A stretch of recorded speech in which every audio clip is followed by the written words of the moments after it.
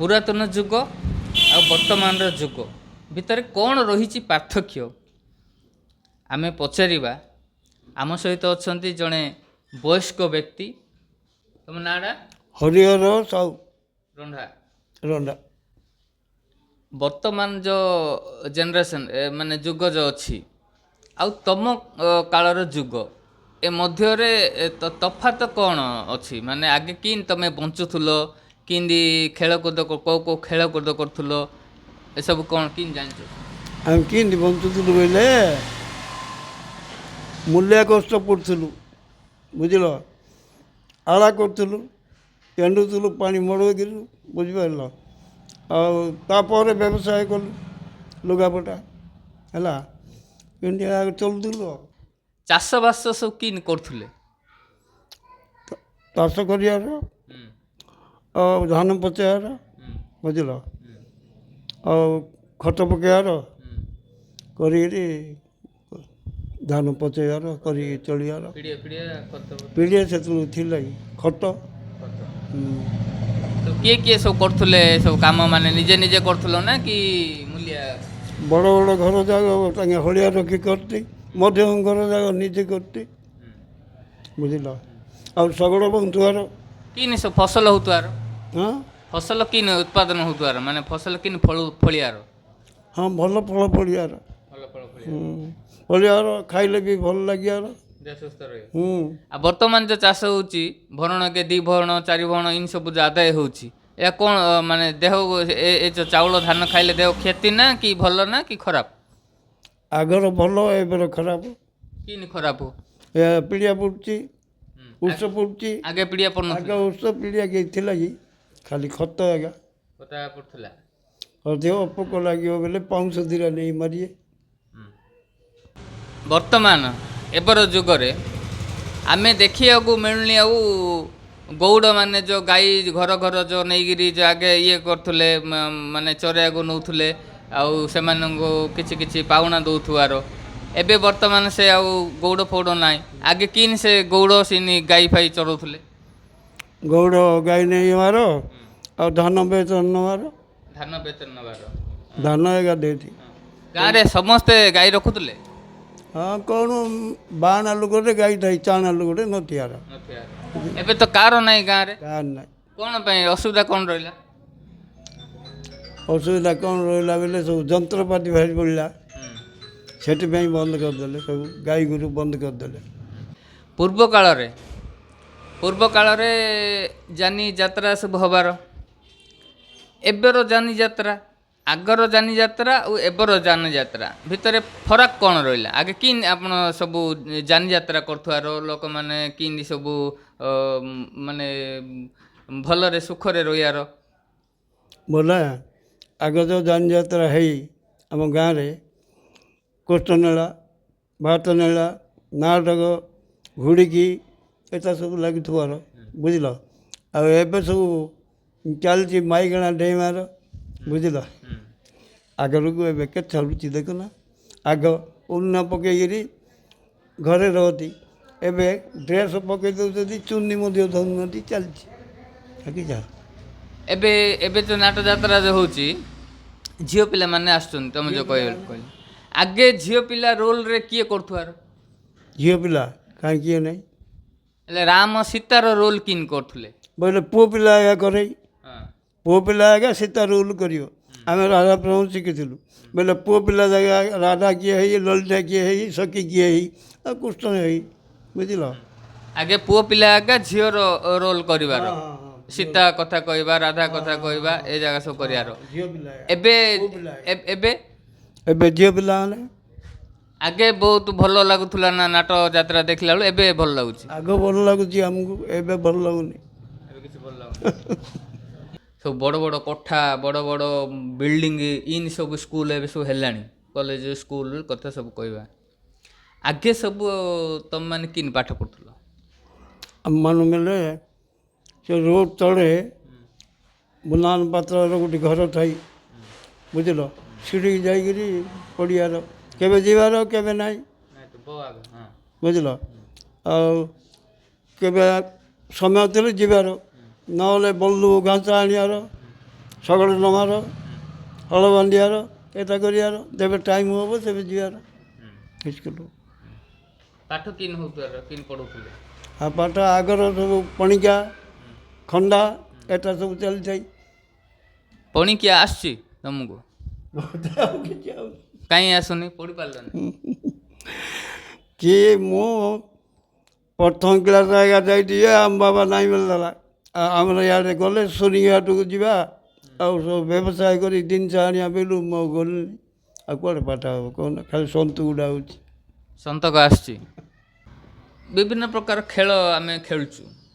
ଆମ ଜମାନାରେ ଆମେ ଖେଳୁଥିଲୁ କବାଡ଼ି, ବୋଉଚୋରି, ଆଉ କ୍ରିକେଟ୍ ବି ବେଳେବେଳେ ଖେଳୁ, ବଲ୍ ଫିଙ୍ଗା ବି ଖେଳୁ। ବର୍ତ୍ତମାନ ଯୁଗ ପରିବର୍ତ୍ତନ ହେଇକିରି ସବୁ ଅନଲାଇନ୍ ଗେମ୍ ଖେଳୁଛନ୍ତି। ଅନଲାଇନ୍ ଖେଳ, ଅନଲାଇନ୍ ଖେଳ ହେଲେ ପବ୍ଜି ଇନ୍ ବିଭିନ୍ନ ପ୍ରକାର ଖେଳ। ତମ ଜମାନାରେ କେଉଁ ଖେଳ ଖେଳିବାର ଆଉ କିନ୍ ଖେଳିବାର? ଆମ ଯେଉଁ ଆନରେ ଡୁଡୁ ଖେଳିବାର, ବାଟି ଖେଳିବାର, ଲାଠି ଖେଳିବାର, ପିଲ ଖେଳିବାର। କିନ୍ ସବୁ ଖେଳ ଖେଳୁଥିବାର? ପିଲବାଡ଼ି ଏଟା ସବୁ କିନ୍ ଖେଳୁଥିବାର? ପିଲବାଡ଼ି ଜଗିଥିବ ୟାର ଧରି ପିଟିବାର, ବୁଝିଲ। ଆଉ ବାଟି ଖେଳିବାର, ଲାଠି ଖେଳିବାର, ଲାଠି ପୁତା ହେଇଥିବ, ଲାଠି ଦୌଡ଼ି ଗୁଡ଼େଇକିରି ବଢ଼େଇବାର ହେଲା। ସେଟା ଭାରି ପଡ଼ିବ, ସେ ଛୁଇଁ ଦେବ ଯାହାକୁ ବେଲେ ସିଏ ଆଉ ଥରେ ରହିଲା ତାର ଲାଠି ପୁତା ହେବ, ବୁଝିଲ। ଇଣ୍ଡିଆ ଚାଲିଥାଏ। ଡୁଡୁ ଖେଳିବାର, କିନ୍ ସେଟା ଡୁଡୁ କିନ୍ ଖେଳିବାର? ସେ ଖାଲି ତାଙ୍କେ 5 ଲୋକ ରହିବେ, ଆମେ ଏଇକାନି 5 ଲୋକ ରହିବୁ, ମଝିରେ ପାଲି କଟା ହେବ, ବୁଝିଲ। ଯାଇକି ଯଦି ତାକୁ ଛୁଇଁ ଦେଇକି ପଳେଇ ଆଇଲ ବେଲେ ସେ ଗୋଟେ ପଳେଇଲା, ନାଇଁ ତମକୁ ଧରିଦେଲେ ବେଲେ ତମେ ଗଲ। ଇଣ୍ଡିଆ ଚାଲିଥାଏ ଆଉ। ଏଇଟା ହେଉଛି ଡୁଡୁ ଖେଳ। ବର୍ତ୍ତମାନ ଯୁଗର ଖାଦ୍ୟ କଥା କହିବା, ଏବେ ସବୁ ବିଦେଶୀ ଖାଦ୍ୟ, ମୋମୋ, ବର୍ଗର, ପିଜ୍ଜା ଏଯାକ ସବୁ ଏବେ ସବୁ ଖାଉଛନ୍ତି। ଛଣା ଜିନିଷ ବି ଖାଉଛନ୍ତି, ଚିପ୍ସ, ପକୋଡ଼ା ଏମିତି ସବୁ ଖାଉଥିଲେ। ଆଗେ ସବୁ ଏବେ ବି ମାନେ ସବୁ ଖାଉଛନ୍ତି ବିରିୟାନୀ, ସବୁ ବିଭିନ୍ନ ଧରଣର ସବୁ ନୂଆ ନୂଆ ସବୁ ଜିନିଷ ଖାଉଛନ୍ତି ଏବେ। ଆଗେ ସବୁ କିନ୍ ଖାଉଥିଲ ତମେ ସବୁ? ଆଗେ ନା ଆଉ ସକାଳୁ ଉଠିଲେ ପଖାଳ ଖାଇବାର, କାମକୁ ଯିବାର, ବୁଝିଲ। ଯାଉ କାଞ୍ଜି ଆମ୍ବିଳି ଏଟା ଖାଇବାର, ବୁଝିପାରିଲ।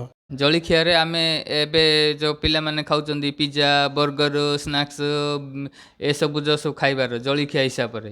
ଆଗେ ତ ଭାତ, ଡାଲି, ତରକାରୀ ଏବେ ଜିନ୍ ଖାଉଛନ୍ତି। ଆଉ ରାତିରେ ବି ଜିନ୍ ଖାଇବା କଥା ଖାଉଛନ୍ତି। ଏ ଯେଉଁ ସକରଓଳି, ଯେଉଁ ଯେମିତି ସକରଓଳି ଉଠୁ ବିସ୍କିଟ୍ ଟିକେ, ଚା ଟିକେ ଏ ଟାଇପ୍ ଖାଉଛନ୍ତି। ଆଉ ସନ୍ଧ୍ୟା ସମୟରେ ଏବେର ଜମାନାରେ ପିଲାମାନେ ପିଜା, ବର୍ଗର, ଚାଉମିନ୍ ଏସବୁ ଯେଉଁ ଖାଉଛନ୍ତି। ଆଗେ ସବୁ କିନ୍ ତମେ ସନ୍ଧ୍ୟା ସମୟରେ କିନ୍ ଖାଉଥିଲ ଆଉ ସକାଳୁ କିନ୍ ଖାଉଥିଲ ଜଳଖିଆ ହିସାବରେ? ସକାଳୁ ତ ପଖାଳ ଖାଇ କାମକୁ ପଳେଇବାର। ଆଉ କେଉଁଦିନ ହୋଟେଲ ହେଇଥିବ, ଇଡଲି, ଉପମା, ପୁରୀ, ବୁଝିଲ। ଆଉ ସୋଲ ଚଣା, ରାଗ ଚଣା କରିଥିବ, ସେଟା ଦିନରେ କ'ଣ ଖାଇବାର? ଭାତ। ଦିଅ ପଖାଳ ଆଉ ଯାଉ, ଆଉ ତା ବିନା ଆଉ କିଛି ନାହିଁ, ନାଇଁ? ସକାଳୁ ଯେଉଁ ଖାଦ୍ୟଟା ଯାଉ ନହେଲେ ଭାତ ଖାଇକିରି କାମକୁ ପଳେଇବାର, ବୁଝିପାରିଲ।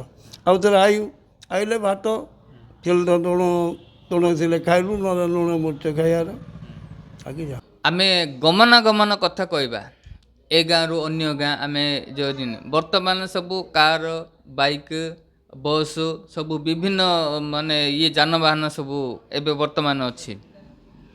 ଏରୋପ୍ଲେନ୍, ଦୂର ଦୂରାନ୍ତକୁ ଗଲେ ଏରୋପ୍ଲେନ୍, ଟ୍ରେନ୍ ଏମିତି ସବୁ ଆମେ ଯାଉଛେ।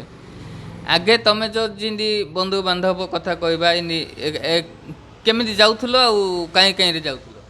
ଶଗଡ଼ରେ ଯାଉଥିବାର, ନହେଲେ ଚାଲିକି ଯାଉଥିବାର, ବୁଝିଲ। ଏତେ ଦୂର ଦୂରାନ୍ତରୁ କିନ୍ ଚାଲିଯିବ? ଦୂର ହେଲେ ଏମିତି ଯିବାର ଆଜ୍ଞା, ତାହାଣି ପରଠୁ ଚାଲି ଯିବାର ଆଉ, ବୁଝିଲ। ଆଗେ ଏମିତି ଗାଡ଼ି ଫାଡ଼ି କିଛି ନଥିଲା? କିଛି ନଥିଲା। ତାହାଣି ପରଠୁ ଚାଲି ଯାଇକିରି ଚାଲି ପଳେଇବାର, ବୁଝିଲ। ଆଉ ଯେଉଁଠିକି ପଡ଼ିବ ନିଜେ ଶଗଡ଼ ଥାଇ ଶଗଡ଼ରେ ଯିବାର। କେତେ ବୟସରେ ତମେ ଟ୍ରେନରେ ଯାଇଛ? ଟ୍ରେନ୍ର ମୋର ହେତୁନି। କେବେ ଯାଇନ ଟ୍ରେନ୍? ଯାଇଛି। ଯାଇଛ ହେତୁ ହଉନି। ମୁଁ ମୋତେ ସେତେବେଳକୁ 20 ବର୍ଷ ହେବ। ମୁଁ ଟ୍ରେନରେ ଟାଟା ଯାଇଥିଲି, ଟାଟା ନଗର, ବୁଝିଲ, ମାଧବ ସାହୁର ଦୋକାନରେ ନୌକି ଥିଲି, ବୁଝିଲ, ରହିଲି ଗୋଟେ ବର୍ଷେ ଖଣ୍ଡେ, ତାପରେ ପଳେଇ ଟ୍ରେନରେ ଯୋଉ ଯାଉଥିଲ କିନ୍ ଲାଗୁଥିଲା ଆଗେ ଗହଳି ଫଳି କିନ୍ ସବୁ ଥିଲା? ଟ୍ରେନ୍ ସେତେ ଗହଳି ହେଇନାହିଁ, ଏବେ ବେଶୀ ଗହଳି, ଏବେ ଫ୍ରିରେ ଲୋକ ଯାଆନ୍ତି ଟ୍ରେନ୍, ବୁଝିଲ, ଆଉ ଏବେ ବହୁତ ଅସୁବିଧା। ଆଉ ଆମେ ଗଲେ ଆଉ କିଛି କରିବା, ସେତେବେଳୁ ତ କିଛି ନଥାଏ, ଖାଲି ଶଗଡ଼ ନହେଲେ ଚାଲିକିରି ଯିବାର। ମୋବାଇଲ ଫୋନ୍ ସବୁ ବାହାରିଲାଣି, ଆମେ ଯାହା ସହିତ ଗୋଟେ ସେକେଣ୍ଡରେ ବି କଥା ହେଇପାରୁଛେ। ଆଗେ ସବୁ କିନ୍ ତମର ଯେଉଁ ଦୂର ଦୂରାନ୍ତର ଯେଉଁ ବନ୍ଧୁବାନ୍ଧବ ଯେଉଁ ସବୁ ଲୋକ ଯେଉଁ ଥିଲେ ସେମାନଙ୍କ ସହିତ କିନ୍ କଣ୍ଟାକ୍ଟ କରୁଥିଲେ, ମାନେ ସେମାନଙ୍କ ସହିତ କିନ୍ କଥାବାର୍ତ୍ତା କରୁଥିଲେ, କିଏ ବନ୍ଧୁ କିଏ ଦୂରରେ ଥିଲେ, ସବୁ କିନ୍ ସବୁ କରୁଥିଲେ? ବନ୍ଧୁ ଦୂରରେ ଥିଲେ ଚିଠି ରେଷ୍ଟ କରି ଛାଡ଼ିବାର। କିନ୍ ସବୁ ଚିଠି ଲେଖିବାର? ଚିଠି ସବୁ କିନ୍ ଲେଖିବାର? ଚିଠି ଯିଏ ପାଠ ପଢ଼ିଛି ସେ ପିଲା ହାତରେ ଲେଖିବାର, ନହେଲେ ବୃଦ୍ଧ ଲୋକ ଥାଆନ୍ତି ଆଗର ନିଠେଇ ପାଣି ଥିବ ବେଲେ ବାବା ଲେଖିଦିଅ ଚିଠିଟା ବେଲେ ଲେଖିଦେବେ, ବୁଝିପାରିଲ, ଯିଏ ଜାଣିବାର ପାଠ ସିଏ ଲେଖିଦେବ। ହେଲେ ତମେ ସବୁ କହିବାର? ଆମେ କହିବାର, ତାଙ୍କେ ଲେଖିବାର, ଏଠି ଅମକଟିକି ଆମର ଏମିତି ଏମିତି ବିଷୟଟା ଆମେ କହିଛୁ, ତାଙ୍କୁ ଚିଠିଟା ଲେଖିଦିଅ ବେଲେ ଲେଖିଦେବେ। ଯଦି ଆର୍ଜେଣ୍ଟ ଲୁଡ଼ା ବୋଲେ ରେଷ୍ଟ କରିଦେବେ, ପୁସ୍ତକ ନେଇକିରି ରେଷ୍ଟ କରିଦେଲେ ତାକୁ ବେଗି ମିଳିଯିବ। ଏ ପ୍ରକାର ତମେ ତମେ ମାନେ ନିଜର ମନର କଥା ଯେଉଁ ଚିଠିରେ ଯେଉଁ କହିବାର କ'ଣ କ'ଣ କହିବାର ଜାଣିଛ, ମନ ଅଛି? ନାଇଁ। ଯେଉଁ ବନ୍ଧୁବାନ୍ଧବ ଯେଉଁ କିଏ ଗଲେ ଏବେ ବର୍ତ୍ତମାନ ହାଇ ଭାଇ ଇଏ କରୁଛନ୍ତି, ଆଗେ ସବୁ କିନ୍ କହିବାର? ଆଜ୍ଞା ଆଜ୍ଞା ଯିବେ ବେଲେ ଯ ଆଉ ଶଙ୍କୁଳା କହିଦିଅ ବୋଲି କହିବାର। କାହାକୁ ଶଙ୍କୁଳା କହିବେ? ବନ୍ଧୁ ହେଇଥିବ ବେଲେ ସେ ବନ୍ଧୁର ଯେଉଁ ଲୋକ ଥିବେ ତାଙ୍କୁ ତ ଯାଉଛ ତମ ଝିଅକୁ ତମ ପୁଅକୁ ଶଙ୍କୁଳା କହିଦେବ ବା ବୋଲି କହିବେ। ତାଙ୍କେ ଆଗେ କହୁଥିଲେ ତମର ଇଏ ଶଙ୍କୁଳା କହିଦେଇଛି ହଁ ହଁ ହଁ ହଁ କହିବାର? ଶଙ୍କୁଳା ପଚରା ଆଜ୍ଞା ଆଗ ଥାଇ ଏଟା ଥାଇ। ଭୋଜି ଭାତ ହେଉଛି, ପୁଅ ବାହାଘର, ବ୍ରତ, ଝିଅ ବାହାଘର, ବର୍ଷ ପୁରାଣୀ, ମଲା କାର୍ଯ୍ୟ ବି ସବୁ ହେଉଛି। ଏବେ ସବୁ 20 ପ୍ରକାର ଧନୀ ଧନୀ ଲୋକମାନେ ସବୁ ଏମିତି ସବୁ ମାନେ ଇଏ କରୁଛନ୍ତି, ଭୋଜି ଭାତରେ ସବୁ ଆୟୋଜନ କରୁଛନ୍ତି। ଆଗେ ସବୁ ଭୋଜି ଭାତ ସବୁ କିନ୍ କରୁଥିଲ? ଆଗ ଭୋଜି ଭାତ ଡାଲି ଭାତ ଆମ୍ବିଳି ତରକାରୀ, ବୁଝିଲ, ଆଉ ସେତେ ଜାଣିବା ଲୋକ ବିଷୟବସ୍ତୁ ଭଲ ହେଇଥିବ ବୋଲେ ସେ ତସମି ଟିକେ କରିବ, ବୁଝିଲ, ଆଉ ଆମେ ବହୁତ ଶ୍ରଦ୍ଧା ଲାଗେ ଆମକୁ ଡାଲି ଭାତ ତରକାରୀ ତସମି ଟିକେ ଦେଲେ ଆମକୁ ବହୁତ ଭଲ ଲାଗେ, ଖାଇକିରି ଭଲ ହେଇକି ଥିବାର। ଏବେ ସଂସାର ଆଗର ସବୁ କଲା ଯେ କିଛି କାର୍ଯ୍ୟ ନାହିଁ, ପେଟ ଭଲ ରହୁନି, ପେଟ ଭଲ ରହୁନି, 18 ଆଡ଼ୁ ରୋଗ ହେଉଛି। ଆଗ ସେମିତି ଖାଇକିରି ରୋଗ ବୋଲି ଆଉ ଜିନିଷ ନଥିଲା, ବୁଝିଲ, ସବୁ ଶକ୍ତିମାନ ହେଇକି ଥିଲେ।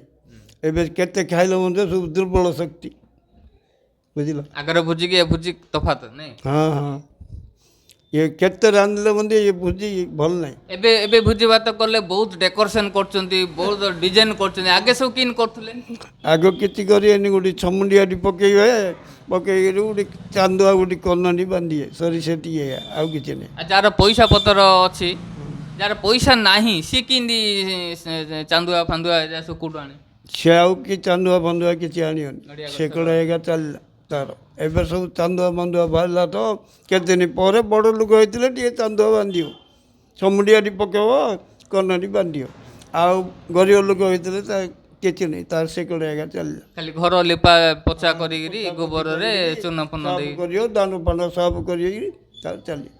ହଁ ଆଗେ ସବୁ ନଡ଼ିଆର ବାଙ୍ଗୁଆ ପକଉଥିବାର ହଁ, ଛମୁଣ୍ଡିଆରେ ନଡ଼ିଆର ବାଙ୍ଗା ପକେଇବାର, ବୁଝିଲ, ଆଉ ଇଏ ବିଷୟବସ୍ତୁ ଭଲ ଥିଲେ ଗୋଟେ କନାଟି ବାନ୍ଧିଏ, ଚାନ୍ଦୁଆଟି ଆଗ ଚାନ୍ଦୁଆ ଅଛି ଯେ କନାଟି ବାନ୍ଧିଏ, ବିଷୟବସ୍ତୁ ଭଲ ଥିଲେ, ନହେଲେ ଖାଲି ନଡ଼ିଆ ବାଙ୍ଗା ଆଗା ଛମୁଣ୍ଡିଆ କରିକି ତା ଉପରେ ଗୁଡ଼େଇ। ଆଲୁଅ ବ୍ୟବସ୍ଥା କେମିତି କରିବାର? ଆଲୋ ବ୍ୟବସ୍ଥା ନା ଗୋଟେ ଏ ଯେଉଁ ପେଟ୍ରୋସ୍ ଲାଇଟ୍ ଭରେଇ, ଆଉ ଗୋଟେ ଥାଏ ସେଇଟା କ'ଣ କହୁଛନ୍ତି, ଲଲଟିନ୍ ଥାଇ ଦୀପ ଥାଇ ଆଉ ଗୋଟେ ଥାଇ କେଳୁଚନ୍ଦ୍ର ଏମିତି ରଖିଦେଲେ କଞ୍ଚୁରା ଏତେ ହେଇଥିବ ସେଇଟା ଗୋଟେ କିଛି ଚିମିଲି ଏଟା ଏକା ଥାଇ ଆଉ କିଛି ଆଉ କିଛି ନଥାଏ। ଆଉ କିଛି ନଥିଲା ହେଲେ ଭୋଜି ଭାତ ସବୁ ଏ ଟାଇପ୍ କରୁଥିବାର ଆଗେ ସବୁ ନାଇଁ। ବୁଝିବା ତ ଆଉ ବଡ଼ ଲାଇଟ୍ ଯେ ପଇସା ପତ୍ର ଥିବ ବୋଇଲେ ବଡ଼ ଲାଇଟ୍ ଟିକେ ବୈରାତ କରିବେ ବୋଇଲେ ସିଏ ଧରିକିରି ଆଇବ ରଖିବ ତାକୁ ମୁଡ଼ୁଥିବ ଲାଗୁଥିବ ଲାଇଟ୍ଟା ଏଡ଼ିକିଟା ଯାତ୍ରା ପର୍ବ ଏମିତି ହେଲେ ସେ ଜାଗା ଆଇବାର ସୁନା ଦେଇରେ ସେ ଦଣ୍ଡା ସେ ବେହେରା ରଖିଦିଆର ଯାତ୍ରା ହେଲେ ସେ ତାକୁ ଲାଇଟ୍ ବୈରାତ ଦେବେ ବେଲେ ସିଏ ଧରିକିରି ଆଇବ। ଏମିତି ସବୁ ଭୋଜି ଭାତ ସବୁ ଦରଦାମ ଯେନ୍ ବୃଦ୍ଧି ହେଉଛି ସିନେ ଆମେ ବି ଖର୍ଚ୍ଚ ବାର୍ଚ୍ଚ ବି ବହୁତ ଇଏ କରିବାର ବହୁତ ବର୍ତ୍ତମାନ ପଇସା ଖର୍ଚ୍ଚ ହେଉଛି। ଆଗେ ସବୁ ତ ତୁମେ ଯେଉଁ ପଇସା ଏବେ 500 ଟଙ୍କିଆ ନୋଟ 1000 ଟଙ୍କିଆ ନୋଟ 2000 ଟଙ୍କିଆ ନୋଟ 100 ଟଙ୍କିଆ ନୋଟ 200 ଟଙ୍କିଆ ନୋଟ ଏସବୁ ସବୁ ଥିଲା। ତୁମ ଯେଉଁ ଜମାନାରେ ତୁମେ ଯେଉଁ ଖର୍ଚ୍ଚ ବାର୍ଚ୍ଚ ଯେଉଁ କରିବାର ଯେଉଁ କିଣାକିଣି ସବୁ ଯେଉଁ ଜିନିଷ ଯେଉଁ କରିବାର ସବୁ କେଉଁ ଟାଇପ୍ କିଣୁଥିଲ କେତେ କେତେ ଟଙ୍କାର ସବୁ କିଣୁଥିଲ?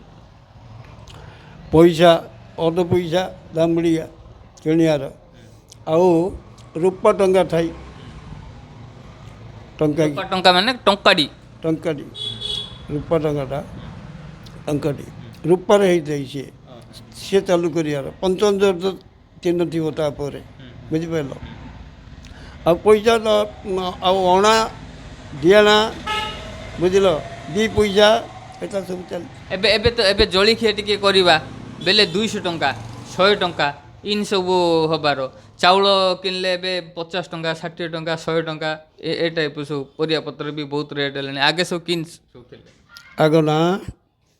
ଆଗ ଅଣା ଦିଆଣା ଚାଣା ହେଇଗଲେ ବଡ଼ ବୁଝିପାରିଲ ଚାଣାର ହେଲେ ଜିନିଷ ନେବ ଆମ ବାପା ଦୋକାନ କରିଥିବାର ବାଉର ସେଇଟା ଆଗେ ଠିଆର ଥିଲେ ପଇସା ଏଇଠି ଧରିକିରି ଆଇବେ ପଇସାଟା ପୁଣି 6 ଟୁଲି 6ଟା ଜିନିଷ ପଇସାଟା ଦେଇକିରି କିଣିକି ନେବେ ହେଲେ ଆମ ବାପା କହିବାର ଆଗ ସେ ତମେ ଦାମ୍ବିଡ଼ିକା ଏ ପଇସା ଏ ସବୁ ଅଧ ପଇସା ଦାମୁଡ଼ିଆ ପର୍ଯ୍ୟନ୍ତ ମୁଁ ଜାଣିଛି।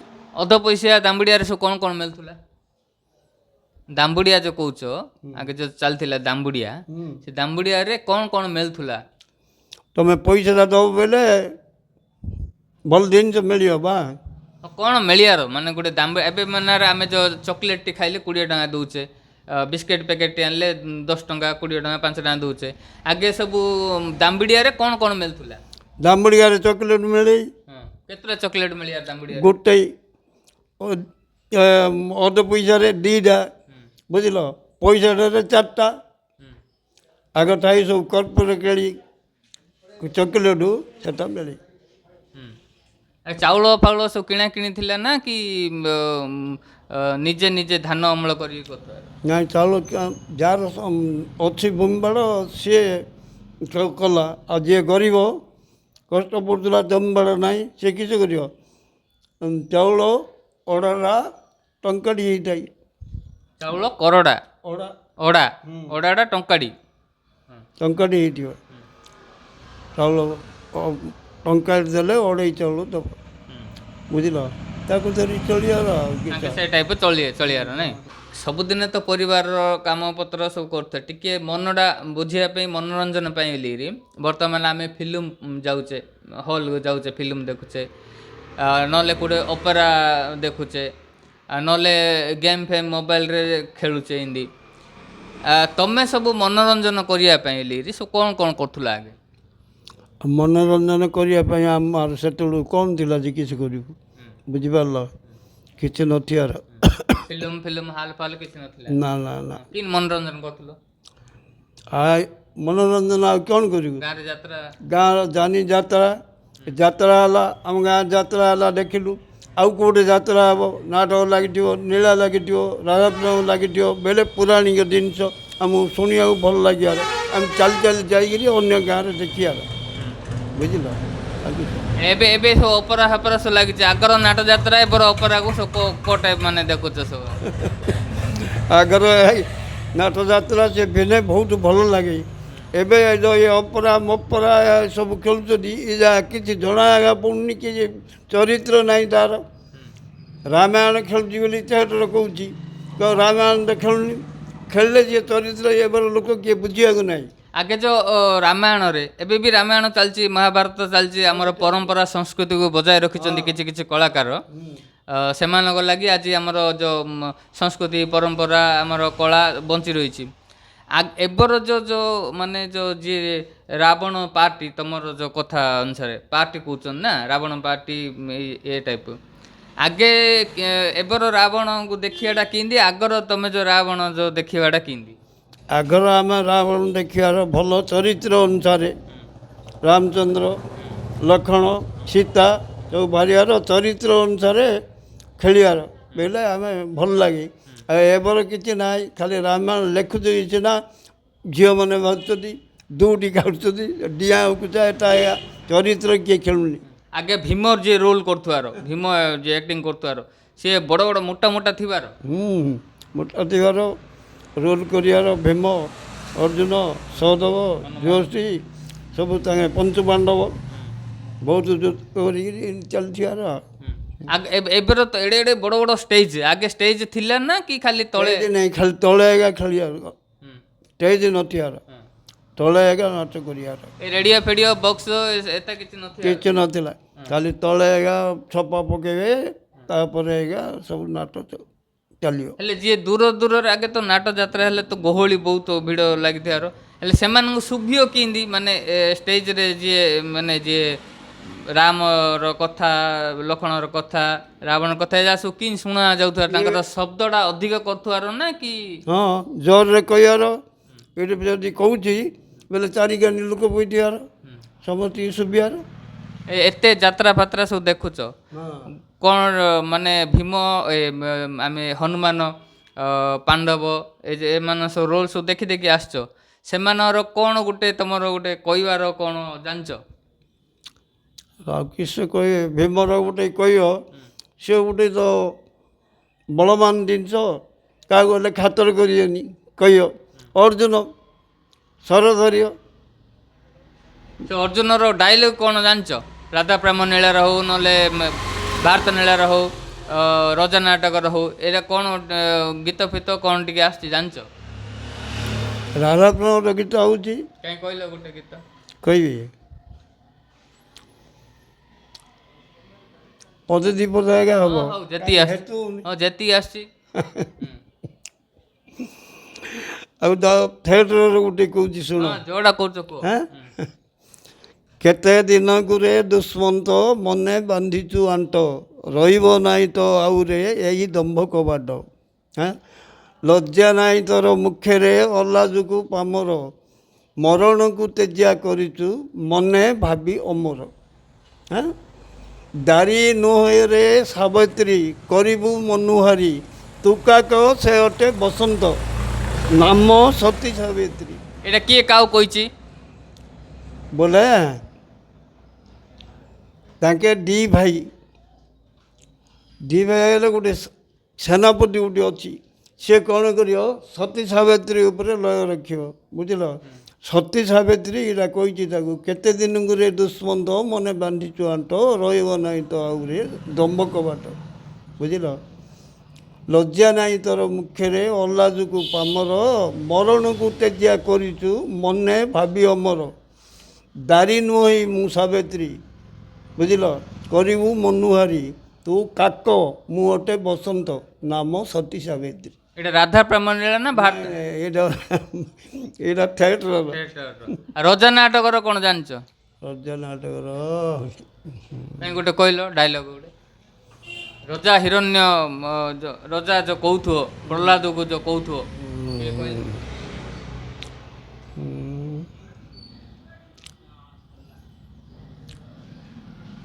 ରଜା କ୍ରୋଧିତ ହେଇକିରି ପ୍ରହ୍ଲାଦ ଯୋଉ ହରିନାମ ଛାଡ଼େ ବୋଲି ଯୋଉ କହୁଥିବ।